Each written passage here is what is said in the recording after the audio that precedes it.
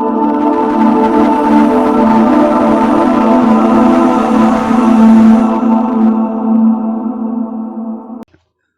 વાલા મિત્રો, અમારી ચેનલમાં અમે આપનું હાર્દિક સ્વાગત કરીએ છીએ।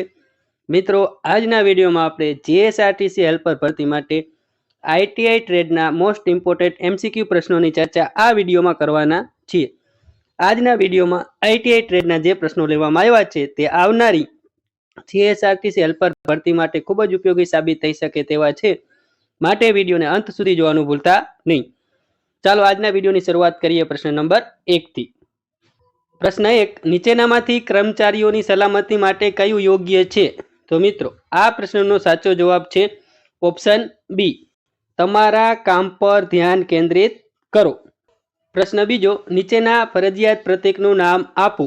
ગીવ એ પ્રતીક આપેલું છે જે ફરજિયાત ચિહ્ન છે, તો એનો સાચો જવાબ આવશે ઓપ્શન બી, રસ્તો આપો। ત્રીજો પ્રશ્ન, જ્વલનશીલ પ્રવાહી પદાર્થોના ઘન પદાર્થોને કયા વર્ગમાં વર્ગીકૃત કરવામાં આવે છે? તો મિત્રો, આ પ્રશ્નનો સાચો જવાબ છે ઓપ્શન બી, વર્ગ બી પ્રકારની આગ।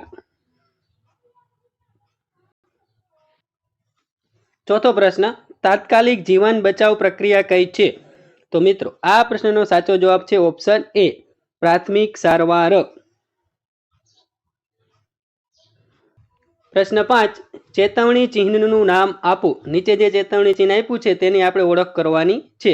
તો મિત્રો, આ પ્રશ્નનો સાચો જવાબ છે ઓપ્શન સી, અરક્ષિત રેલવે ક્રોસિંગ। ફાટક વગરનું જે રેલવે ક્રોસિંગ હોય ત્યાં કણે આ પ્રકારનું ચિહ્ન મૂકવામાં આવેલું હોય છે। છઠ્ઠો પ્રશ્ન, લાકડા, કાગળ, કાપડને કારણે થતી આગનો વર્ગ શું છે? તો મિત્રો, આ પ્રશ્નનો સાચો જવાબ છે ઓપ્શન એ, વર્ગ એ પ્રકારની આગ। સાતમો પ્રશ્ન, નીચેનામાંથી કાર્બન ટેટ્રાક્લોરાઇડ અને બ્રોમોક્લોરો ડાયફ્લોરો મિથેન એટલે કે BSF થી ભરેલું કયું અગ્નિશામક છે? તો મિત્રો, આ પ્રશ્નનો સાચો જવાબ છે ઓપ્શન બી, હેલોન અગ્નિશામક। આઠમો પ્રશ્ન, નીચેનામાંથી કયું યાંત્રિક વ્યવસાયિક જોખમોમાં આવે છે? તો મિત્રો, આ પ્રશ્નનો સાચો જવાબ છે ઓપ્શન ડી, અસુરક્ષિત મશીનરી। નવમો પ્રશ્ન, ઘાયલ વ્યક્તિનું રક્તસ્રાવ કેવી રીતે બંધ કરવું? તો મિત્રો, આ પ્રશ્નનો સાચો જવાબ છે ઓપ્શન ડી, ઘા પર દબાણ પાટો બાંધવો અથવા ઘા પર દબાણ લગાવવું। 10મો પ્રશ્ન, નીચે આપેલ ચિહ્નનું નામ શું છે?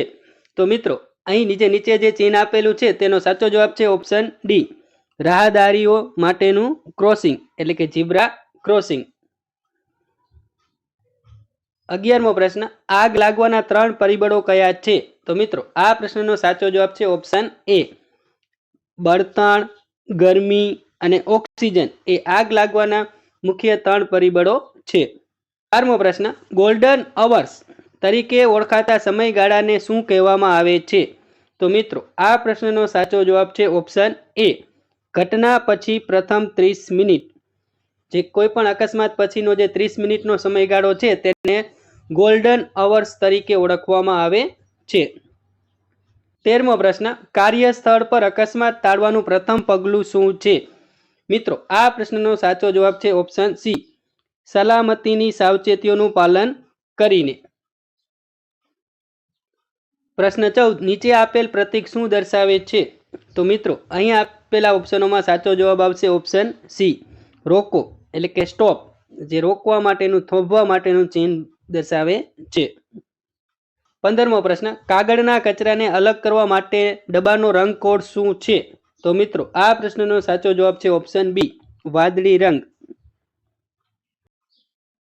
16મો પ્રશ્ન, નીચે આપેલ રસ્તાનું ચિહ્ન કેવું છે? તો મિત્રો, અહીં જે નીચે આપેલું રસ્તાનું ચિહ્ન છે તેનો સાચો જવાબ આવે ઓપ્શન ડી, માહિતી ચિહ્ન, માહિતી દર્શક ચિહ્ન છે। 17મો પ્રશ્ન, જ્વલનશીલ અને પ્રવાહી આગ માટે કયા અગ્નિશામકનો ઉપયોગ થાય છે?